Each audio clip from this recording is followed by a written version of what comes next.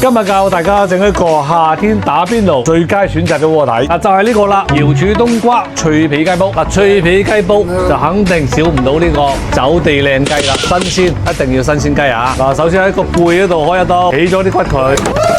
冬瓜唔少得啦，整翻咁嘅形狀啦。最緊要一樣嘢嚇，瑤柱用翻靚啲啊，日本嘅乾瑤柱。然後咧再加上我哋提早煲定嗰啲龍雞湯，你睇奶白色㗎，咁啊加落去啦。倒晒落去煲嗰陣，好，跟住咧將嗰啲瑤柱咧全部撥晒落去，咁啊梗係唔少得啦。呢啲打邊爐嘅神器，呢個淘寶有買嘅，10零蚊有噶啦。湯底滾起啦，咁啊跟住咧就係呢啲咁嘅新鮮雞啦，擺落去，記住灼一灼佢。大家有冇聽過一句説話？生雞熟鴨，整好晒啦。不過梗係啦，唔少得個靈魂醬汁啊，點佢。